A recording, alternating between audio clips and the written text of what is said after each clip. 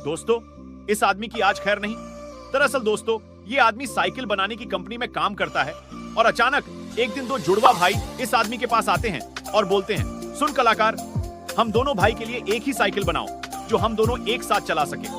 अगर तुम ऐसी साइकिल बनाओगे तो तुम्हें 5 लाख रुपए इनाम दूंगा। अगर नहीं बना पाए तुम्हें इसके डबल पैसे देने होंगे। तभी ये आदमी सोच में पड़ जाता है और साइकिल बनाने लगता है और एक ऐसी साइकिल बनाता है जिसे देखकर आप भी चौंक जाएंगे। पर वो देखने से पहले माँ के लिए तो हर कोई लाइक करता है। पर देखते हैं आज अपने प्यारे पापा के लिए कौन लाइक और सब्सक्राइब करता है। और जो इतना भी नहीं कर सकता, कृपया वो इस वीडियो को यही छोड़ दें। और देखो दोस्तों, इस आदमी ने क्या गजब की 2-in-1 साइकिल बना दी।